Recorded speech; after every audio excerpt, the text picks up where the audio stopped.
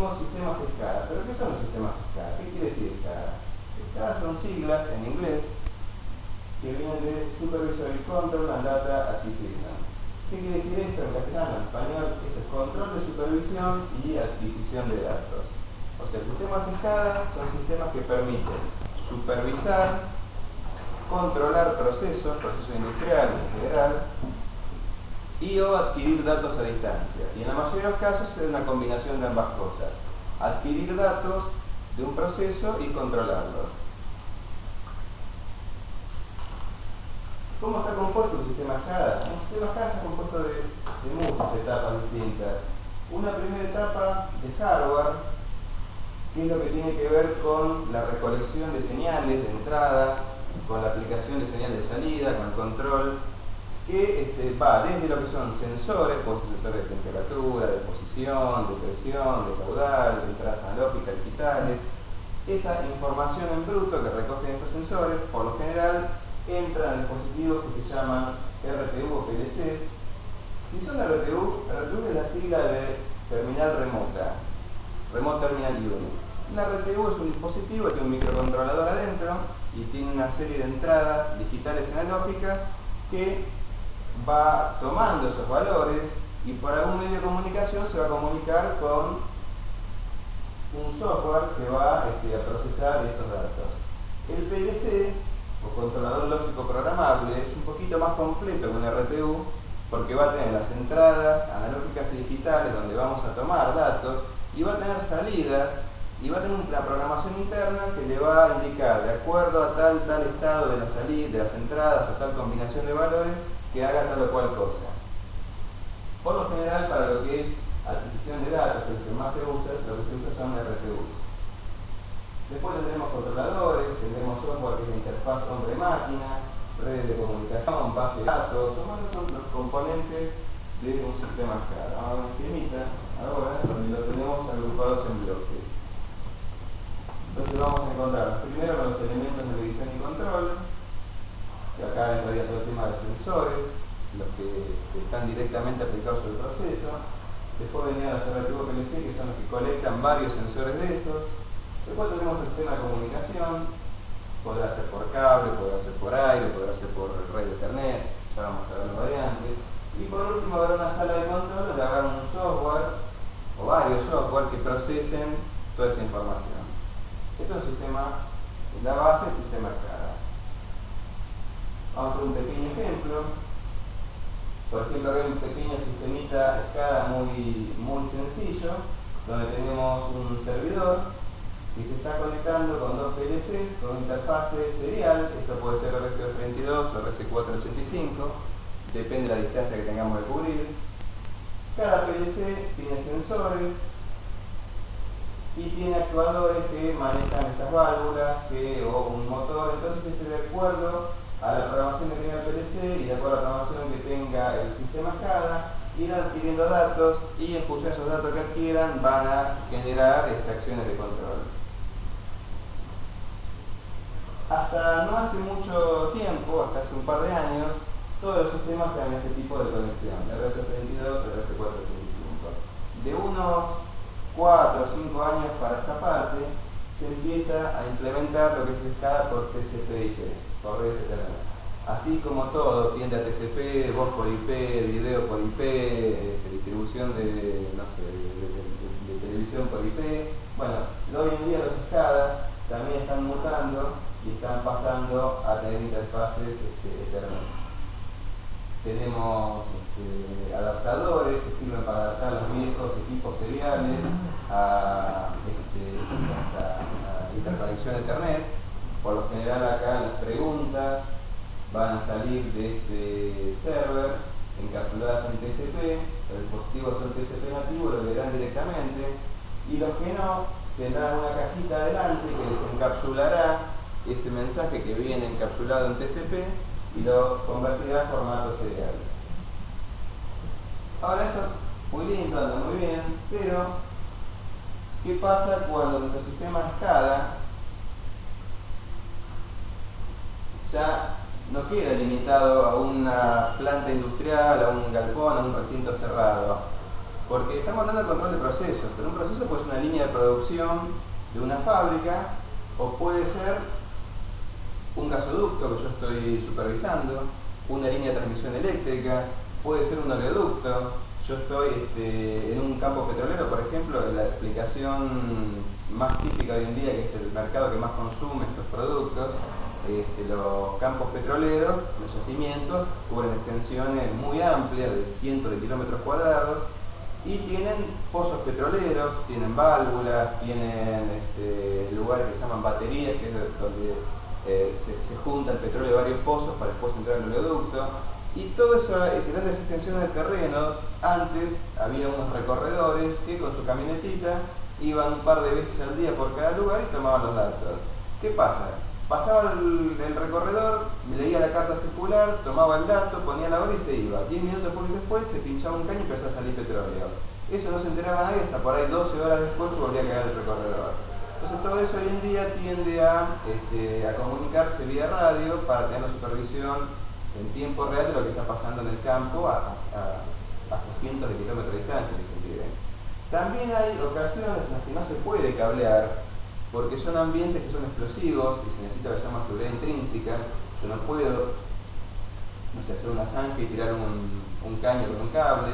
O hay lugares móviles, por ejemplo tenemos aplicaciones en Aluar, la planta de aluminio que está en Puerto Madryn, donde hay unas cubas que van transportando el material derretido a altas temperaturas y lo van vertiendo. Y hay varias cubas que simultáneamente se están moviendo y ellos constantemente tienen que ir censando la temperatura y no sé qué otros valores de esas cubas. Entonces la opción en todos estos casos es la de intercomunicar esos datos a través de enlaces de radio. La arquitectura básica de un sistema SCADA con aplicación de radio es un host SCADA o master PLC. Acá puede haber una PC o puede haber un PLC dedicado a hacer SCADA. A lo mejor no es un software que corre en una PC o un servidor, sino que es un PLC, un equipo dedicado a las funciones de SCADA. Este master se conectará a una radio maestra. Esta radio maestra puede tener unas características un poquito más especiales de las radios remotas. Por ejemplo, tiene que ver con robustez o con redundancia. ¿Por qué? Porque si se me mueve una radio remota, bueno, yo pierdo la información de un punto. Pero si me mueve una radio maestra, se me cae todo el sistema. Entonces, por lo general, las radios, bien podría una radio de este estilo funcionar como maestra, pero es mucho más inseguro el sistema.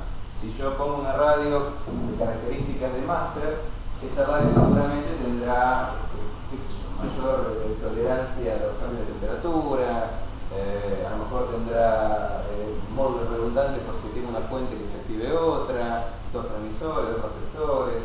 Bueno, entonces por lo general va a haber una sala de control donde esté corriendo el software de SCADA conectado a una radio maestra. Esta tendrá una antena omnidireccional y variará en 360 grados. Después más adelante vamos a ver en detalle parte por parte de estos sistemas. Y cada estación remota estará compuesta por una RTU o PLC, que es la que va a colectar los datos locales, una radio y una antena direccional que va a apuntar hacia la antena omnidireccional. ¿Cómo trabajan estos sistemas? Por lo general, estos sistemas se llaman MAS, porque son sistemas múltiples address system, sistemas de múltiples direcciones. Cada RTU tiene una dirección. El SCADA larga una pregunta al aire con una dirección para una RTU en particular. Esas preguntas las escuchan todas las RTU, pero solo va a contestar la RTU que reconozca su dirección a esa pregunta. Entonces, cuando sale una pregunta al aire, la pregunta la escuchan todos los remotos. Pero cuando contesta un remoto, solo lo escucha el máster, porque vamos a ver después que el par de frecuencia está cambiado, que es del TX de uno y se repite el otro. Pero bueno, no quiero entrar más en detalle en la parte de radio. Vamos a ver ahora, vamos a ver en detalle un poquito más adelante cada una de las cosas que tiene que ver con la parte de radio.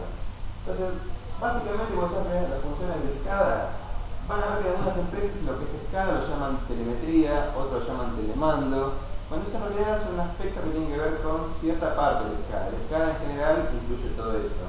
Las tres funciones principales del sistema SCADA son telemedición, sea, medir, es todo con tele porque todo es a distancia, ¿no? Tele que sirve algo a distancia, algo remoto. Medir variables a distancia, por ejemplo, presión, temperatura, caudal, nivel, revoluciones por minuto, si estoy supervisando un generador, por ejemplo, tensión, corriente, lo usan mucho SCADA, las empresas distribuidoras eléctricas. Lo que es electricidad está dividido en generación, transporte de media y alta tensión y distribución, que es la empresa que distribuye de forma hogareña, por ejemplo de Sure, de Nord. Bueno, por general las intermedias, las que hacen transporte de energía, que cubren grandes extensiones de terreno, muchos kilómetros, y por estaciones transformadoras cada tanto, tienen su sistema SCADA por radio y en cada punto van midiendo tensión, corriente, la tensión física del cable. Entonces el día que se les corta un cable o hay un cortocircuito, pasa algo, ellos al instante tienen la información de lo que está pasando. Bueno, la telemedición por ahí tiene más que ver con variables analógicas. También se encuentra lo que llaman teleseñales, que son variables más del tipo digital, abierto, cerrado, 0, 1. Y acá, por ejemplo, tenemos como ejemplo de medición la posición de una válvula, si la válvula está abierta o está cerrada. Hablamos varias, por ejemplo, de intrusión en un recinto. Tenemos aplicaciones hechas para IPF, por ejemplo, donde hay un lugar que se llama unidad LAC.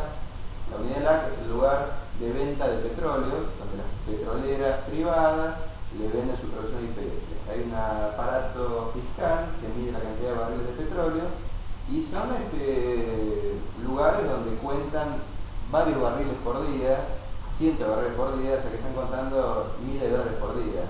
Cualquier persona que entre en esos lugares y altere algo hace un desfalco importante. Entonces esos lugares tienen sistema de seguridad que por lo menos están ingresados en la misma escala. Entonces mientras a distancia yo estoy midiendo en ese punto de medición qué cantidad de petróleo está pasando, la temperatura del petróleo, el caudal, un montón de variables que hay para la producción, también puedo estar supervisando si hubo algún intruso que se metió en la unidad LAC, si hay algún detector de movimiento, algún detector de puertas, ese tipo de cosas. Arranque y parada de motores, bueno, todo ese tipo de cosas.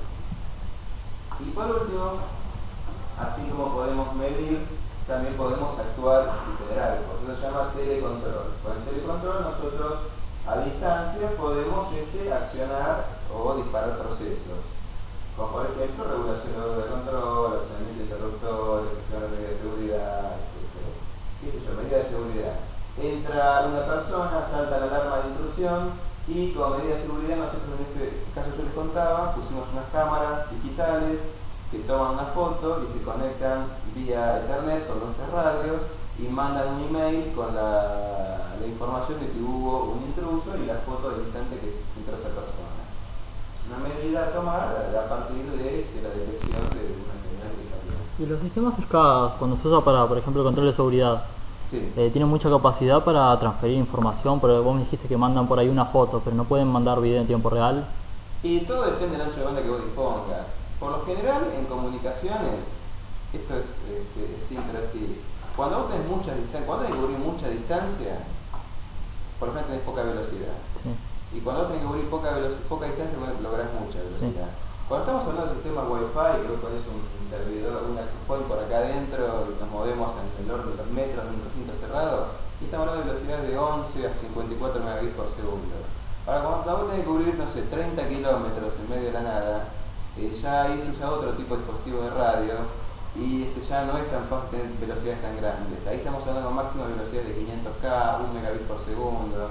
Entonces, si bien a lo mejor no va a tener una calidad de video importante, claro, por lo menos tiene un video, que de hecho en este sistema lo tiene, donde es de baja resolución, es en blanco y negro, es chiquito, pero te permite saber si es un operario que está haciendo un trabajo, si es alguien que está rompiendo algo, si es un animal que se metió, por ejemplo, porque esto está en medio de la Patagonia, ¿no? Sí. Son lugares donde pasa el oleoducto del IPF y el nacimiento está más cerca de ahí, lleva su caño y se engancha, y donde queda eso, ahí se arma el galponcito y está la unidad LAC en medio de la intemperie.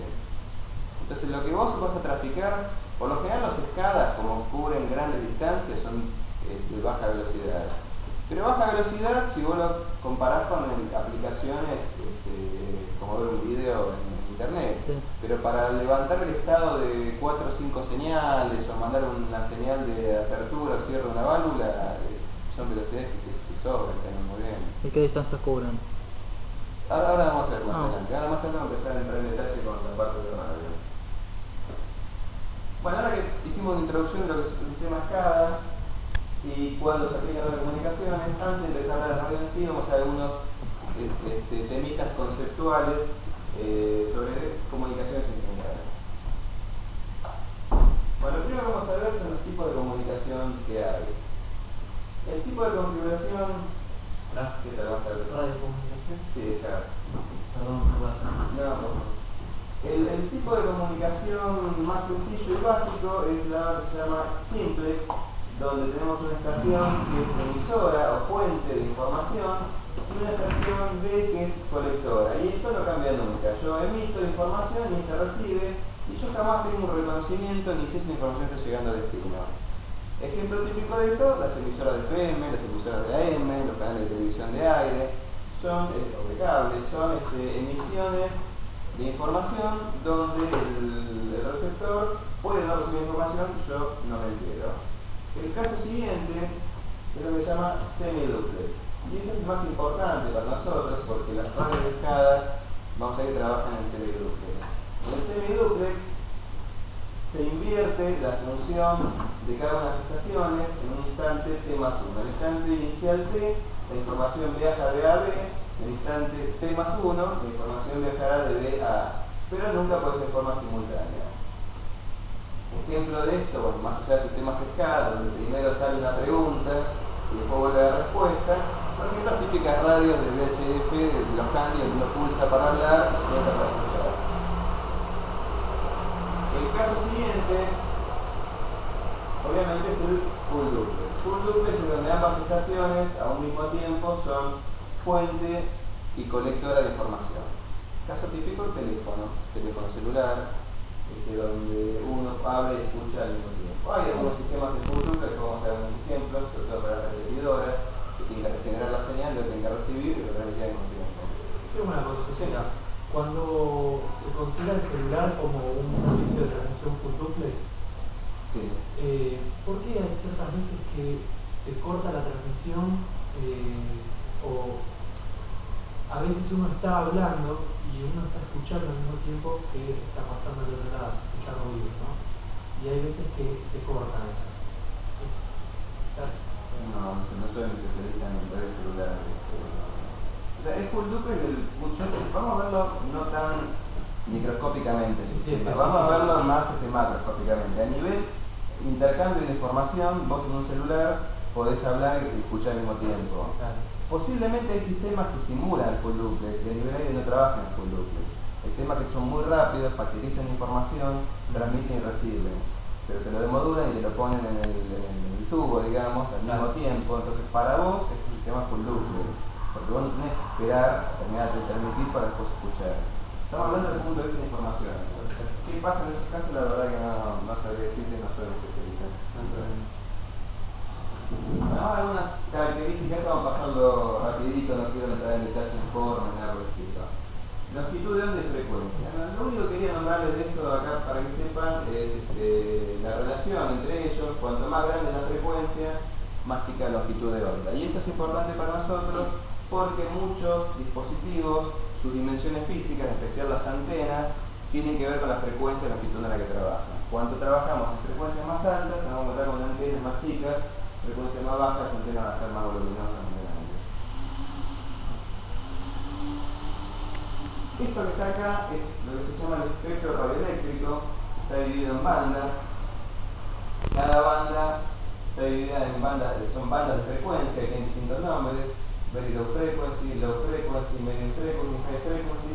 Y esta es la que nos va a interesar a nosotros. ¿Por qué? Porque los equipos que vamos a hablar van a trabajar todos en lo que se llama la banda de UHF, Ultra High Frequency. Esta banda va de 300 MHz hasta 3 GHz. Por ejemplo, los sistemas Wi-Fi 2.4 GHz están dentro de UHF. Perdón, 300, no sé bien. 300 MHz hasta 3 GHz. No hay problema, va a salir un buen problema. Así que la banda en la que vamos a trabajar nosotros es banda UHF. De acuerdo a distintas bandas, hay distinta propagación de la señal radioeléctrica. Yo siempre hago una analogía entre lo que sería el sonido y la luz. Cuando trabajamos en frecuencias muy bajas, la propagación de radio se asemeja a lo que es el sonido. Yo estoy, no sé, atrás de aquel escritorio, pero alguien habla de acá y el sonido me llega igual. El sonido es como que puede bordear los obstáculos y llegar a destino. En el otro extremo, la frecuencia más alta, sería un haz de luz, donde yo tengo, no sé, el puntero láser, si pongo la mano adelante se corta, no pasa.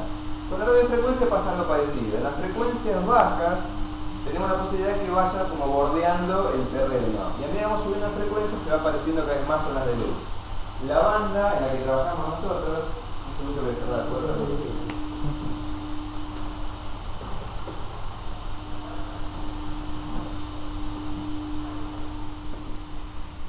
Tengo que empezar a gritar, me quedo sin voz enseguida.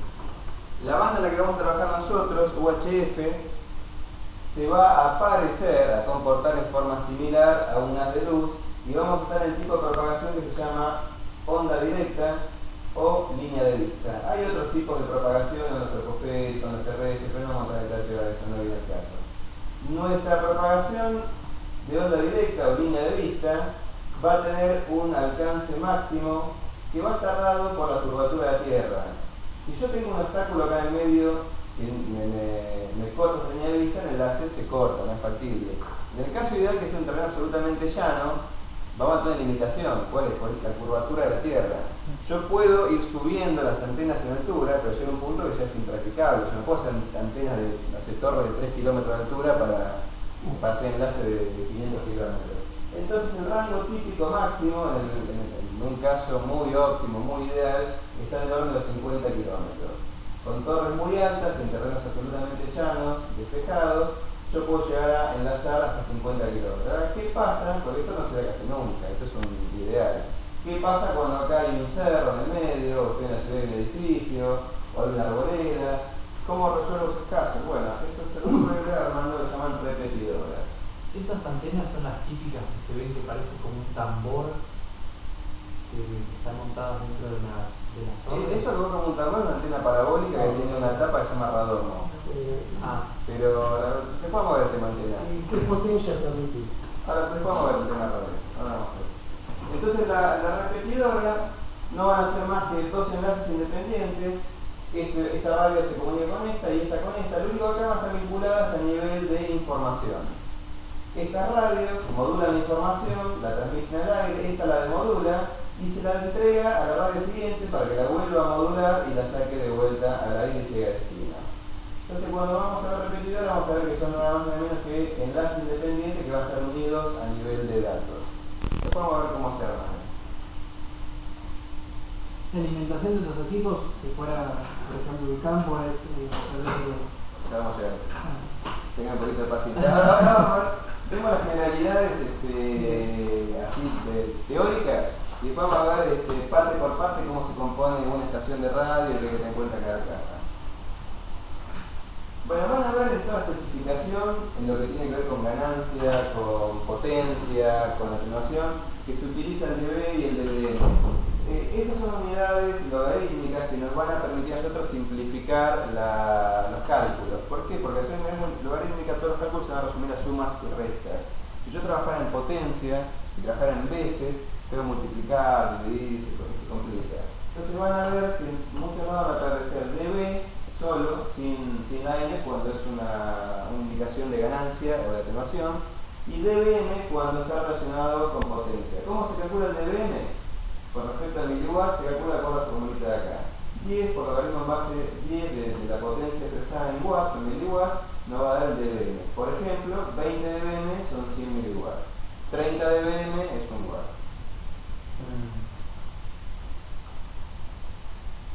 Bueno, ahora vamos a empezar a hablar de los fierros en sí. Ya dejamos atrás la parte teórica, vamos a hablar ahora en sí de la parte palpable, electrónica. ¿Cómo se compone una estación de radio para telemetría? ¿No? Estamos hablando siempre de transmisión de datos y de telemetría. No estamos hablando hoy de radioenlaces digitales, ni transmisiones de televisión, ni de video, ni de audio. Estamos hablando de una estación de radio que transmite datos para telemetría. Esto sería más complicado complicado, digamos, el tipo de transmisión? Cada tipo de transmisión tiene sus complejidades porque tienes algunas características son distintas de la otra. En algún caso por ahí necesitarás más distancia y una velocidad, otra velocidad pero menos distancia.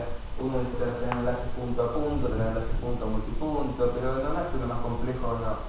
Lo más complejo que tenemos con estos sistemas es que por ahí tenés que cubrir zonas que son bastante complicadas, como, qué sé yo, yo estuve hace 15 días en el norte, en Tartagán, en Salta, en plena selva, cerca de Bolivia, y son todos cerros, muy complicados de llegar, con mucha arboleda en el medio, y buscar una zona que tenga línea de vista con todos los enlaces es muy complicado.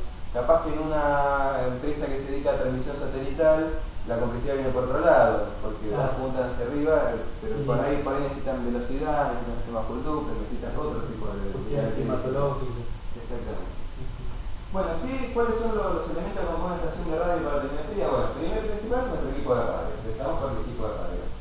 Después vamos a tener lo que se llama sistema de antena. Mucha gente ve que dice la antena, este es el mástil. El mástil, la única función que cumple es dar soporte físico y altura a mi antena. Si yo tengo un edificio al lado y no necesito un mástil, pongo un canito arriba del edificio, engancho la antena con una antena de televisión y ya está. Pero en medio del campo yo no tengo un edificio, entonces voy a estar al lado del mástil. Mis cables coaxiales, que voy a tener uno o más de uno enganchados entre sí de acuerdo a la necesidad que yo tenga hasta llegar a la antena. Mis conectores, protectores gaseosos, que puedo ver para qué sirven, qué son. Fuentes de energía, en algún lado tendré tensión de red, en otro lado no tendré tensión de red, a ver qué hago en esos casos.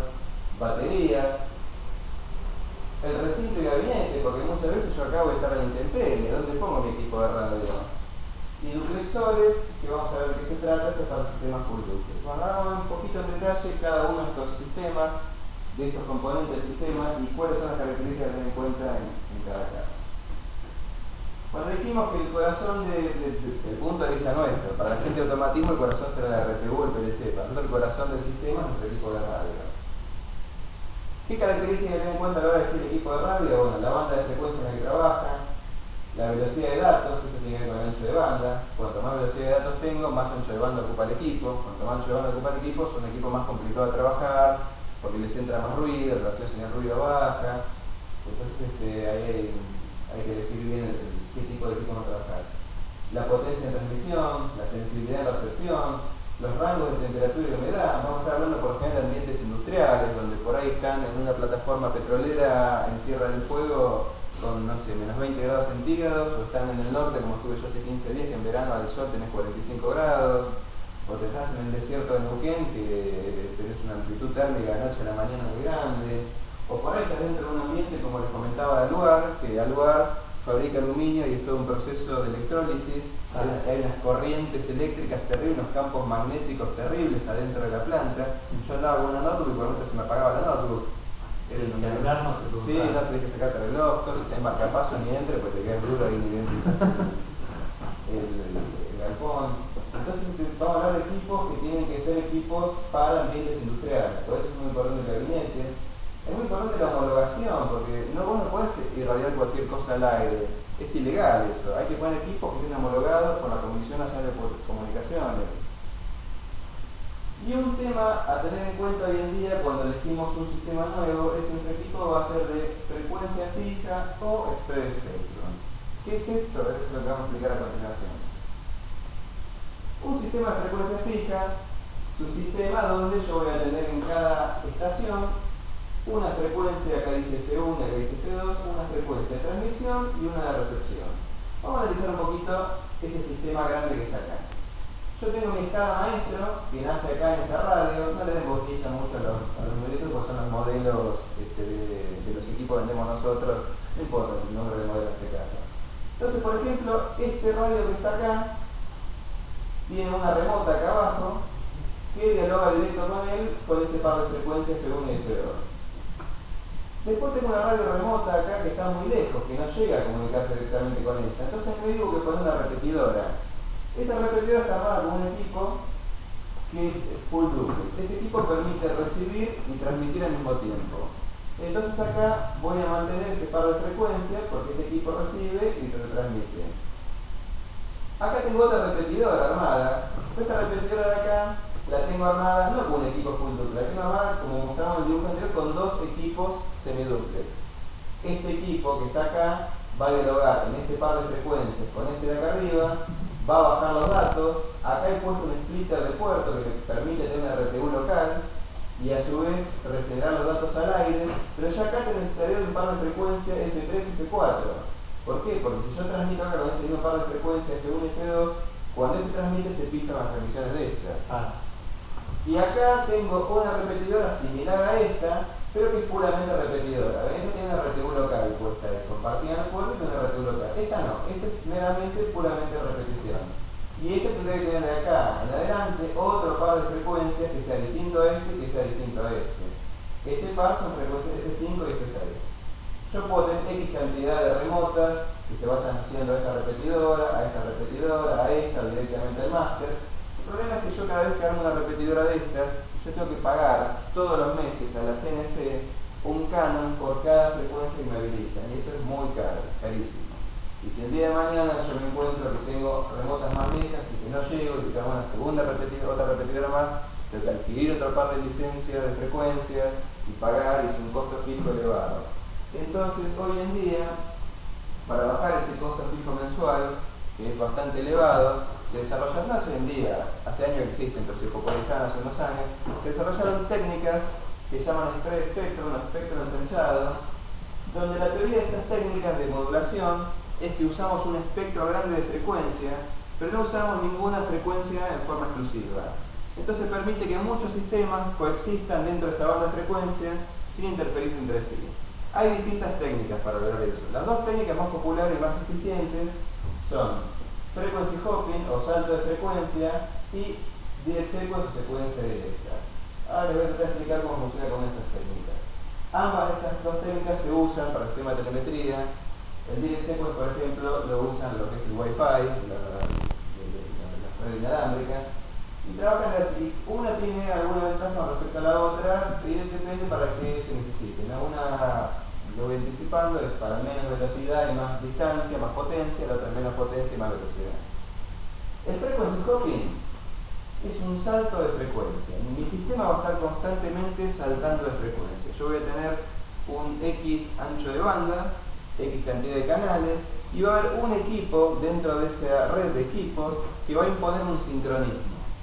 Ese equipo va a tener un network name o network address o SSID o como le llama el fabricante, el cual habrá que programárselo a sus remotos. Cuando yo energizo el remoto lo primero que hace es escucha al aire ciertas frecuencias patrón donde mi access point o master o como lo llame cada fabricante va a emitir unos pilotos de sincronismo cada tanto. Cuando escucha ese piloto de sincronismo, compara el network address y ve que es el mismo que él, empiezan a saltar en conjunto. Exacto. El maestro dice, por ejemplo, en este ejemplo, en el instante 1 estoy en el canal C, en el instante 2 me voy al A, entonces el remoto salta al canal A. En el instante 3 me voy al canal B, en el 4 me voy al D, en el quinto me voy al D. Ven una secuencia completamente aleatoria, C, A, B, E, D, y podría ser cualquier secuencia. Y eso, si yo tengo cientos de canales o miles de canales en algunos casos, hace que sea prácticamente imposible que dos sistemas que tienen distinta patrón de salto se pisen. Se interfieran. A lo mejor se pisan una vez cada tanto en un canal.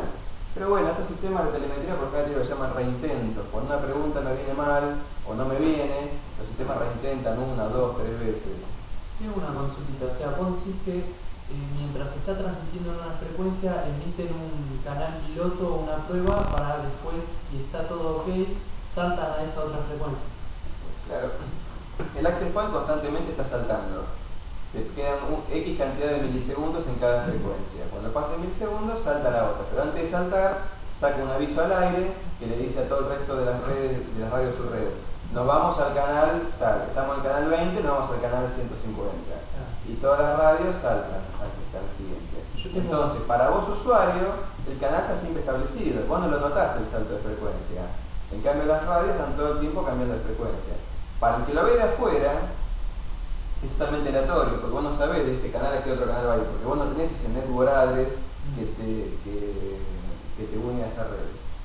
Bueno, estos sistemas son los frequency hopping, son muy robustos con respecto a interferencia, pueden coexistir muchos sistemas entre sí, pero como dividen en muchos canales chiquitos el espectro, disponen de poco ancho de banda, por ahí disponen de menos velocidad que los otros sistemas. Pero para telemetría a veces no importa tener tanta velocidad, sí importa que sea muy confiable el sistema. El otro sistema que se usa mucho es el de secuencia directa.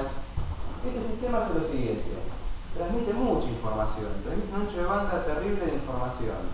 Por cada bit que va a transmitir, le mete por lo menos 10 bits de relleno. O sea, yo me transmití un bit, transmití esta secuencia de bits, y para el que lo entiende, para el que tiene el mismo código que yo, cuando le llega esta secuencia de bits, sabe que yo mandé un 1.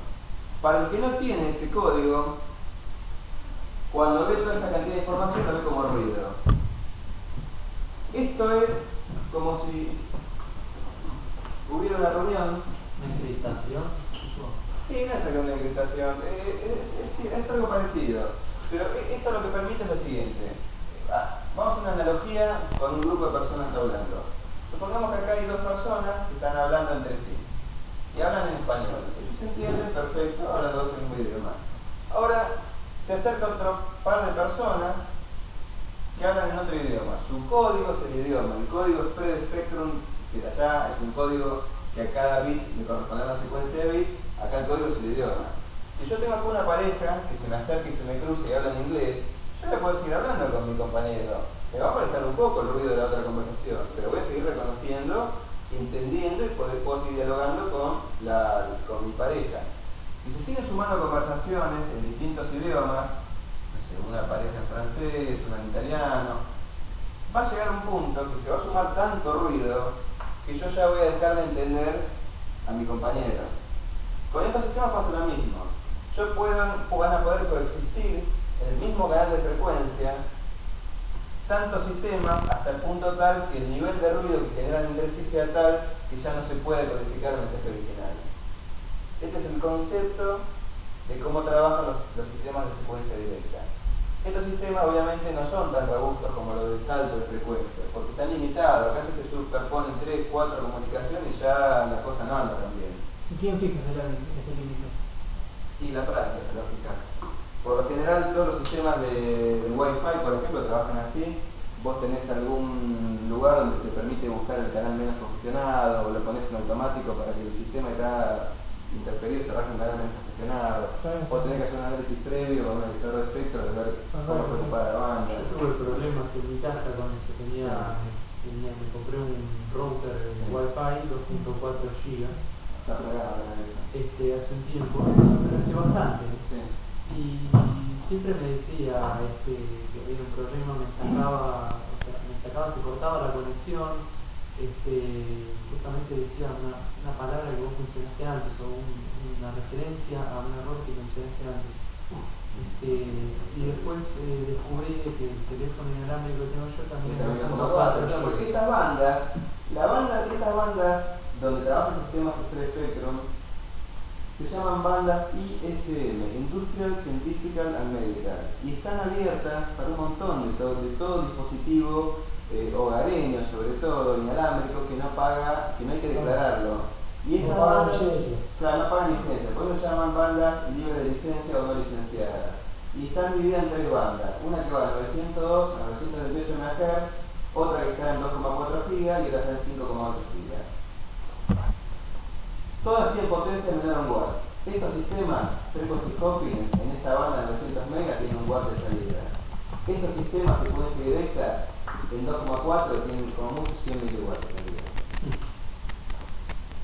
¿Por qué decís que tiene 100 mW en 2.4? Porque la mayoría están por ley están limitados. No porque no se pueda, vos podés un tema en 2,4 Claro. de 50 watts si querés. Por Sí. la cantidad de Por ley, elementos. la idea es que vos tengas un sistema donde puedan convivir muchos sistemas. Si vos empezás a liberar potencia y vas a tapar el resto. Sí, no, porque la CNC tiene establecido que es hasta un watt en 2.4, por ejemplo. Sí, pero por ahí a lo mejor te lo acota con antenas direccionales para punto a punto, o para aplicaciones outdoor, depende. Yo te digo, por lo general los equipos Cisco, por ejemplo, inalámbricos, donde trabajamos, Sí, trabajan trabajan en 100 mW de salida. Y los que son en 5.8, en 811A, trabajan en 30 mW de salida. Pero no, porque no se puede, es un tema de explicaciones. Acá está la comparación en lo que sería cada uno pitito finito finito sería uno de los canales de frecuencia común. Esta montaña verde gorda sería un canal de secuencia directa. Por lo general, para más ancho de banda, más velocidad y menos alcance, secuencia directa. Más alcance y menos ancho de banda, frecuencia corta. Entonces, ¿cómo sería un sistema parecido al que vimos antes, pero con un spread spectrum? Bueno, con un spread spectrum yo ya no voy a saber exactamente, sobre todo en frequency hopping, ni qué frecuencia estoy trabajando acá, ni acá, ni acá, porque va a estar saltando. Yo lo único que tengo que hacer es, esta radio, que va a ser un máster, va a ser que impone el sincronismo para mi sistema, va a tener una dirección de red que va a ser la dirección, por ejemplo, adres 1. Esta radio se va a unir con esta radio se va a unir con esta que se va a unir y esta, todas tienen el mismo adres 1 para asociarse con esta radio. Este otro máster que está acá tendrá un adres 3, por ejemplo, y sus remotos tendrán ese adres 3. Este que está acá tendrá un adres 2, y su remoto tendrá un adres 2. Y yo así puedo seguir haciendo toda la cantidad de subredes que quiera, solamente cambiando el adres, y no tengo que pagar un peso más a nadie, a la CNC, por el uso de estos equipos. Esta es la ventaja que tiene hoy en día el spread spectrum, y por eso todos los sistemas están volcando lo que es el spread spectrum. Te permite hacer la cantidad de subsistemas que quieras, todas las repetidas que quieras, con solo cambiar el adres, podés hacer, por ejemplo, si yo antes tenía una radio que estaba ajustada para este par de frecuencias, y esta radio después yo quería engancharla con este máster, capaz que no me daba porque estaba calibrada para otra frecuencia. Acá no, acá esta radio le cambio la dirección y si tengo enlace visual se me engancha con esta. Hay sistemas que a veces tienen distintos adres, uno prioritario, uno secundario y así sucesivamente, porque si se me cae el enlace con este sistema se me engancha con el que sigue. Estas son las ventajas que permite el spread spectrum.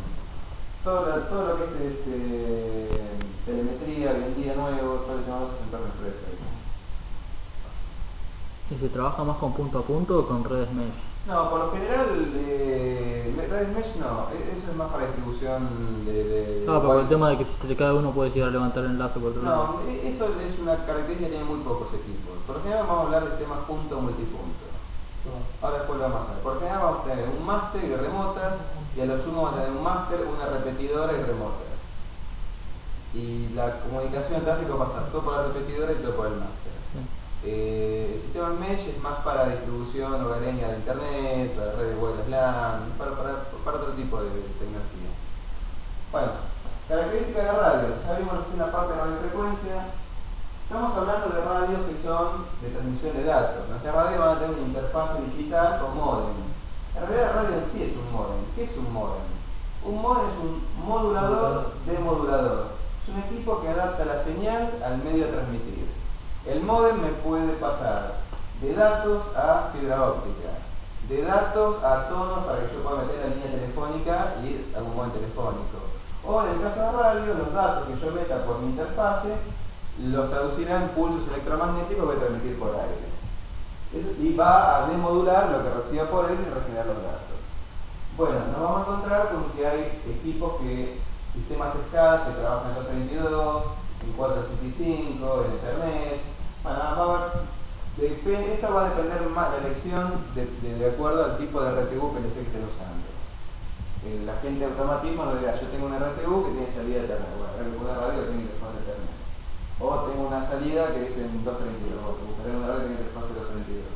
Hasta hace poco era todo 232. Hoy en día ya la tendencia está haciendo que incluso hay sistemas SCADA como el Delta V, que es uno de ellos, que están diseñados especialmente para trabajar sobre Ethernet. El problema es que están diseñados para trabajar sobre wireless Ethernet. Están diseñados para trabajar en Ethernet de cable. Entonces hay que trabajar bastante sobre las radios a veces para adaptar tiempos y demás. Bueno, características de en cuenta a la hora de elegir radio. ¿Qué hay que ver en los transmisores? Estabilidad de frecuencia, esto es cuántas partes por millón me corro, está dado así en partes por millón. Eso nos va a dar un indicio de la calidad del equipo. Impedancia de salida para saber qué tipo de antenas. Bueno, esto contábamos. Potencia de salida, nivel de emisiones de armónicos y spurios. La radio no transmite solo al aire, no es un equipo ideal que transmite al aire solo mi portadora con información. Porque no transmite por ahí y va a transmitir alguna porquería más que yo no decido transmitir. Bueno, eso es inevitable. El tema es cuánto más abajo a mi portadora está saliendo eso. Entonces van a ver un dato por ahí que va a decir emisión de spurios y armónicos 60 dB, 60 menos dBc, que es 60 dB por debajo del cable, de la portadora, por ejemplo. Tiempo de establecimiento de portadora, cuando yo le meto el dato acá, no está la portadora establecida instantáneamente, tarda unos milisegundos en establecerse. Y si yo por ahí no tengo precaución de mandar el requerimiento de transmisión y unos milisegundos después los datos, posiblemente los primeros datos salgan mal al aire porque todavía no se estableció la portadora. En los equipos nuevos por lo general no es necesario esto porque tiene un buffer adentro. Para la telemetría, ¿no? Es más importante. Sí, para telemetría en equipos de frecuencia fija viejos. Los equipos nuevos Free Spectrum por ejemplo tienen un buffer adentro de la memoria donde yo meto el dato y él tiene una inteligencia suficiente el equipo como para encapsular ese dato y sacarlo al aire cuando esté listo para transmitir. Receptor. ¿Qué tener en cuenta los receptores? Bueno, aparece otro, estabilidad de frecuencia, impedancia de entrada y el dato recíproco. Si lo que más me interesa a mí del transmisor es la potencia, lo que más me interesa a mí del receptor es la sensibilidad. La sensibilidad por lo general la dan con una indicación de tasa de error y un nivel de campo. Te dicen, este equipo mantiene un error, un bit errado por millón, 1 por 10 a la menos 6 bits, hasta menos, no sé, menos 90 dBm, menos 100 dBm, se expresa de esa forma. Te dan un nivel de campo y vas al otro lado te dice menos 1 por 10 a la menos 6. Eso quiere decir que hasta ese nivel te aseguran que el radio va a tener menos de un error por millón. Por abajo de ese nivel va a estar en una zona donde el error no sabemos cuánto va a ser. Y más abajo hay un lugar donde se corte la radio, el nivel de squelch, donde se cierra el receptor directamente y ya no reciba más y se pierde el enlace. Esa es la famosa perillita de squelch. En los equipos de audio es el squelch. Ya es, claro, bueno, en los equipos digitales también tiene squelch, pero tiene interna, vos no lo regulás. Claro. Bueno, ya hablamos del equipo de radio. Algo muy importante en la elección para el sistema apropiado que puede arruinar los sistemas si está mal elegido es el tema de las antenas. Las antenas son un punto muy delicado y es que vamos a ver un poquito los tipos de antena y cómo trabajan. Yo, volviendo a hacer una analogía, como hicimos más temprano con el tema de la luz, las antenas son como emisores de luz, pero emiten radiofrecuencia. Esto que están acá, una formación de 4 dipolos, antena omnidireccional. Esta antena transmite a 360 grados. Esto es como si yo tuviera un tubo fluorescente vertical. Yo pongo un tubo fluorescente vertical y transmito 360 grados. Nuestro sistema de telemetría, que va a haber un lugar que emita preguntas para todos lados, ese lugar seguramente tiene una antena omnidireccional. Y cada uno de los sitios remotos que solo tienen que conectarse con ese sitio y no con otros, van a tener que concentrar la potencia, van a tener una antena direccional. ¿Y por qué tenía dipolos la unidireccional? Cada uno de esos dipolos es como si fueran bombitas que generan la energía. Cuanto más dipolos tiene, más ganancia tiene la antena. Cada uno de estos dipolos, así puestos solitos, como si fuera una bombita. Es como si tuvieras una tira con 4 bombitas puestas y que estás iluminando más y tuvieras una bombita. Por lo general, los típicos sean de 4 o de 8. Así el dipolito suelto irradia 360 grados. ¿Qué tamaño tiene eso? Depende de la frecuencia. Una antena típica de esto, 900 megas, y tendrá, ese caño tendrá 2 metros de altura, una cosa así. Ahora, si yo ese dipolito que lo tenía ahí, que me irradiaba como una bombita a 360 grados, quiero enfocarlo como si fuera una luz de estas, o una linterna. La linterna tiene una bombita y tiene un cono atrás reflector que hace que el luz que va para atrás rebote y se quede para adelante. Bueno, tendremos que llamar antenas direccionales. Esta antena que está abajo es un diedro y ni más ni menos que ese dipolito con una chapa atrás que hacía que lo que iba para atrás rebote y se quede para adelante. Esta antena me genera lo que se llama un lóbulo de irradiación que es como medio círculo. Si yo me paraba arriba de la omnidireccional, veía como un círculo, 360 grados. Si me paro arriba de esta, veo como medio círculo. Entonces con la omnidireccional y los dipolos que tenía tiraba más para un lado. Para donde estaban direccionados los dipolos. Sí, verdad, si yo quiero una antena que sea bien 360 grados, lo que se hace se pone cada dipolito a 90 grados uno del otro. Uno mirando al norte, uno al este, uno al sur, uno al oeste. Tienen una apertura también, ¿no? Sí. Ahí si vos ves esto, en realidad el lóbulo de irradiación de eso, visto de arriba, sería como un círculo medio descentrado. Claro. sería visto de arriba, sería como un círculo medio descentrado. Si vos lo que es bien centrado, se fabrican esos mismos dipolos con un dipolito a 90 grados del otro. Y eso hace que sea bien centrado. Ahora, en el diedro que veíamos recién,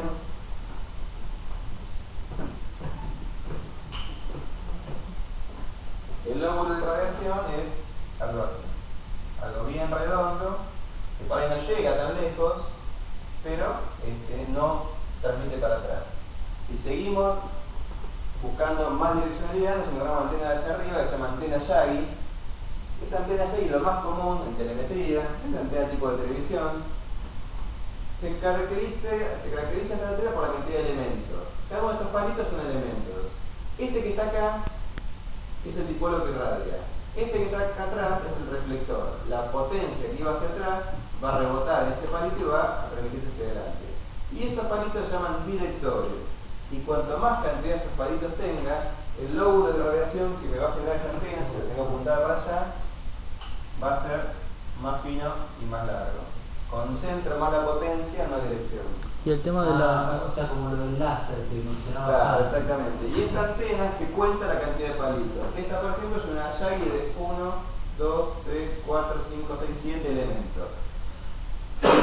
Hay Yagi de 5, de 7, de 9, de 11, de 14 elementos. Cuanto más elementos tengo, menos ángulo de cobertura, pero más la distancia de cubro. Y el caso extremo, ya de direccionalidad, son las parábolas. Las parábolas aprovechan una propiedad matemática, trigonométrica, digamos, que es lo siguiente. La parábola, si yo la corto de costado, tiene una distancia que se llama distancia focal, donde acá en la punta tiene un dipolito que irradia hacia adentro. Esta distancia no es cualquiera. Esta distancia focal es una distancia tal que hace que toda la energía que viene acá en distintas direcciones salga proyectada hacia adelante de forma paralela.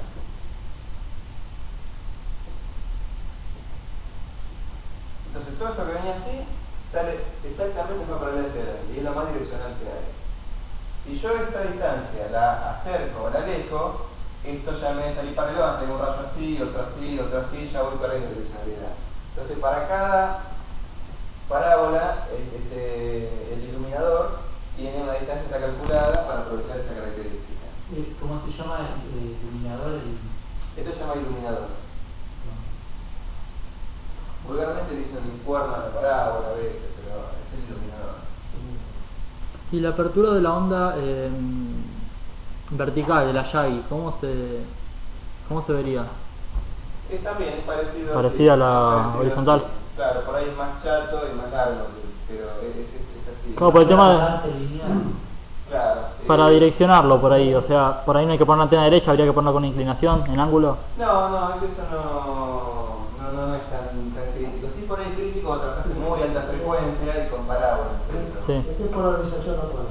La polarización es un tema que se elige. Prácticamente, este equipo puede trabajar en... Las antenas tienen dos tipos de polarización, verticales o horizontales, que es cómo se genera el campo con respecto a la Tierra. El problema acá es que ambos extremos mantengan la misma polarización. Si yo elijo trabajar mi sistema en vertical, todas las antenas tienen que estar en vertical. Es muy fácil allá y verlo, por evitar los palitos verticales, está polarizada de forma vertical. Con solo acostarla, yo ya genero polarización horizontal. En los dipolos, como vimos antes, no, son distintos de fábrica. Si yo compro antena vertical, es siempre vertical, si compro horizontal, es siempre horizontal.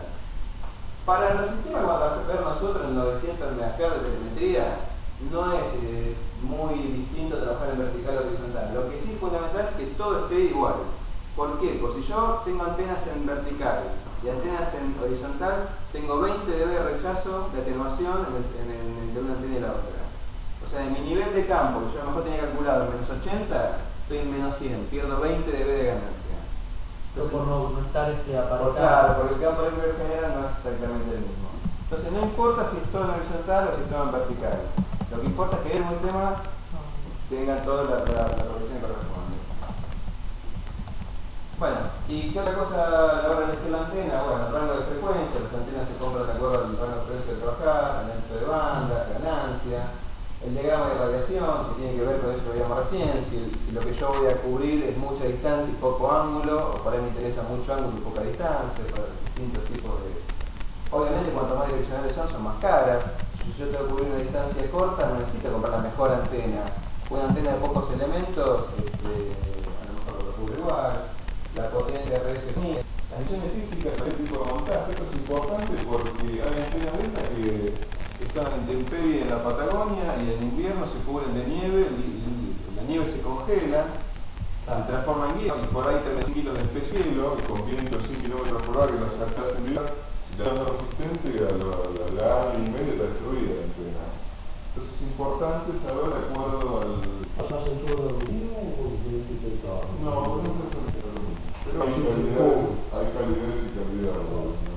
Ahora lo que realmente no o sea, en todo el transporte. Tiene un ejemplo mío, no sé internamente qué es, pero externamente todo lo mismo. Bueno, tenemos la antenita arriba para llevar ahora la señal desde la radio hasta la antena o al revés, lo que recibe la antena hasta la radio, vamos a encontrarnos con cables coaxiales. Por lo general vamos a tener más de un coaxil en el trayecto. ¿Por qué? Porque hay coaxiles que son flexibles y finitos, a los que yo voy a necesitar, por ejemplo, si tengo un tablero y dentro de mi tablero tengo la radio, no puedo poner un coaxil grueso, rígido, de baja pérdida para salir del tablero desde la radio hasta el mundo exterior. Entonces tendré un tramito, un cable flexible. Después a lo mejor tendré un cable de baja pérdida, más rígido, para llegar hasta la antena, y otra vez, capaz que desde ese cable hasta la antena, y la poner curvita, tendré un cable más flexible. El tema de los coaxiles, ya dijimos antes del término impedancia. Los coaxiles también tienen su impedancia característica. La impedancia alrededor de 50 ohms. La impedancia del coaxil está dada por la relación de radios entre el radio externo y el radio interno del conductor interno. Entonces es muy importante que el coaxil no se deforme nunca. Siempre tiene que mantener sus dimensiones, no tienen que pisarlo, aplastarlo, curvarlo a 90 grados, ponerle una grampa encima, porque en esos puntos donde se deformó, se acható el coaxil y perdió esa relación de radio, se desadapta, ya la impedancia ahí no es la misma y empieza a haber señales reflejadas. Parte de la potencia que lleva la antena rebota y vuelve hacia el equipo de radio. Y si estamos en un punto extremo que vuelve mucha esa potencia, nos puede llegar a quemar la entrada del equipo de radio o la etapa de potencia. Estos coaxiles, que son rígidos, que son de baja pérdida, tienen un exterior corrugado que es para ayudar a poder curvarlos. Y tienen una hoja de datos todo donde indican el radio máximo de curvatura. No pase de ese radio, pues ya empezás a deformar el coaxil. Protector gaseoso. El protector gaseoso es un dispositivo que adentro tiene un gas, por el tema gaseoso, que cuando hay una presencia de un campo eléctrico muy alto se ioniza y conduce. Entonces esto sirve para proteger nuestra instalación de los rayos que caen en las tormentas. Si te cae un rayo directo en la antena, no hay protector que valga, vuela todo. Esto lo que te va a proteger es cuando caen rayos cerca, que se generan grandes cargas electrostáticas en el aire, el cable hace que se induzcan esas cargas en el cable, genera una corriente por la masa, y estos protectores por lo general dividen lo que es la instalación interna de la externa. Si yo estoy en una sala de comunicaciones o en un shelter, en algún lado habrá un agujero en la pared por donde están los pasacables y pasan los cables al exterior. Bueno, en ese caso, ahí es donde van los protectores gaseosos. Y yo estoy en un tablero, generalmente va al extremo del tablero. De la radio hasta el protector, salgo con un cable finito, del protector hacia afuera, con un cable más gordo, y el protector que me indica dónde termina, digamos, mi instalación exterior y mi interior. Tiene un buen contacto de tierra, ve que tiene una aleta acá con un agujerito para un contacto de tierra bien robusto, porque por ahí puede asegurar el sorbete importante en caso de descarga. Tienen distintos conectores, depende de lo que necesite, vienen con distintos gamas de bandas de frecuencia, y ven que por ejemplo, dice lado antena y lado equipo. No es lo mismo si lo pongo al revés, protege en un solo sentido. ¿Esto se hace acá a nivel nacional? No, no es tan importante. ¿De dónde viene el Depende de la marca, hay americanos, hay alemanes, depende de la marca. Alimentación. Bueno, estos equipos van a trabajar la mayoría, obviamente, de tensión continua. Y lo que tenemos que saber acá es que las radios tienen A diferencia de otros equipos que la característica dan del consumo, en realidad tienen dos consumos distintos. Tiene un consumo en transmisión y un consumo en recepción, que es muy distinto. Puede llegar a ser, no sé, 100 mA en recepción y casi 1 ampere en transmisión, depende de la potencia de salida. Entonces habrá que ver si la radio es una estación remota, que transmite una vez cada tanto cuando se le pregunta, o si es un máster que transmite constantemente, o si es una repetidora, que es peor, porque por la repetidora pasan todas las preguntas y todas las respuestas. Entonces, de acuerdo a eso, habrá que calcular cuánto tiempo estará en transmisión para calcular el consumo máximo que tengo en mi estación de ¿Qué radio. cantidad de miliamperes había dicho? 100 miliamperes. Eso depende de cada equipo, pero puede llegar a variar desde 100 mA en recepción hasta casi 10 veces más en transmisión. Pero te estoy dando un dato totalmente arbitrario. Sí, no. Bueno, las baterías se usan para cuando se corta energía o en lugares donde no hay tensión de red, se pondrá una fuente alternativa de energía que alimentará y cargará las baterías. Cuando hagamos el cálculo de qué banco de batería necesitamos, habrá que tener en cuenta lo que dijimos recién. Si la estación esa va a transmitir muy seguido o si no, porque cambia mucho el consumo, ¿no?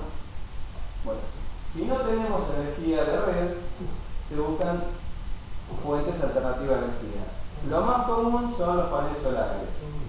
Pero yo he visto en otro lugar algunas alternativas que por ahí no son para cualquiera, pero he visto, por ejemplo, petroleras que usan unos generadores que toman el gas del pozo, si el gas en bruto como sale del pozo, y generan con eso. Claro, tipo térmico. Sí, ahora generador térmico eléctrico, pero en vez de un gas refinado, un gas de red, usan el gas en bruto como sale del pozo. He visto también algunas aplicaciones con unos generadores eólicos chicos para algunos lugares donde por ahí hay mucho viento. En el sur se usa mucho, en la Patagonia hay mucho viento y hay campos así de generadores eólicos como estos, y como Rivadavia, Pico Truncado, se usa mucho en la eólica. Yo lo que he visto Pero también. lo más común es el tema de los paneles solares. El problema de los paneles solares es que si es una zona en la que nieva, por ejemplo, parece que se tapa y por ahí tarda días, quedan días tapados y va a tener que subir a alguien, capaz que está arriba de un cerro. Luego se puede llenar con tierra. Sí, la tierra no tanto, porque esto es una superficie muy pulida y resbala, el mismo viento te la va limpiando. El problema es cuando se tapa con nieve, porque la nieve después por ahí se congela y permanece durante días. Entonces por ahí, como alternativa, hay distintos teóricos, porque son otras tecnologías, son más complejos de instalar, más caros, pero bueno. Depende de la partícula, también en polvo es más translúcido, ¿no? También. Los grupos electrógenos yo he visto en muchas repetidoras que se ven a lo largo de los autopistas y eso. Sí. ¿Eso lo usan como un backup o lo usan Y continuamente? depende del caso. Si es lugar donde hay tensión de red, ya tenemos backup porque se cae la energía. En lugares donde no hay tensión de red, habrá que tanto va que carga gasoil y no tenemos generación. O sea, en caso de que haya tensión de red, tienen un medidor puesto por Edenor o por alguna compañía eléctrica donde Bueno, acá estamos viendo aplicaciones reales de equipos que están en la intemperie. Esto está en la zona de Comodoro Rivadavia en la Patagonia. Entonces, bueno, nuestro equipo de radio no puede estar suelto en la intemperie. Entonces, depende del caso, se puede crear un gabinete externo, como este que estamos viendo acá, en la base del mismo mástil, se pone el gabinete. El gabinete internamente tiene una forma parecida a esta, tendrá un lugar para la radio, un lugar para la fuente, batería, por ahí la reproduce al mismo acá adentro. Y por ahí poner más de un equipo, la opción es poner lo que llaman shelters. Los shelters, estos que son de fibra por lo general, algunos shelters estos vienen adentro con aire acondicionado, con calefacción, depende del caso. Y hay de distintos tamaños, tipo como una cabina, pero hay algunos que llegan a ser shelters grandes, que es casi como una piscina. ¿Se producen acá eso? Sí, hay fabricantes de shelters locales. Los shelters estos adentro tendrán su rack, acá no se ve mucho la foto, pero adentro de un rack con bandejas, los equipos van en las bandejas. Y la caja chiquita, donde están los radios únicamente, ¿se Sí. suelen poner completamente aisladas o se le pone una ventilación para que por ahí haga correr el aire si levanta mucha Ventilación es raro temperatura? porque no levanta tanta temperatura. Lo que sí por ahí se usa es roles calefactores. Perfecto. A veces en la Patagonia hay lugares que tienen una resistencia de alambre grande, un costado abajo, que levanta un par de grados la temperatura ambiente, porque capaz que ahí en invierno tenés, no sé, 20 bajo cero. Si bien los equipos de radio soportan esa temperatura, capaz que toda la electrónica asociada no. Entonces, ante la duda, ponen calefactores. En gabinetes así, a lo mejor te pueden llegar a poner una especie de cooler. Claro, pues yo he visto con filtro. coolers, pero o sea, después de un tiempo empezó a producir por el tema de la humedad óxido, quedaban mucho mejor las soluciones completamente aisladas Claro. que con un... Y todo depende de qué tan industrial el equipo que pongas adentro.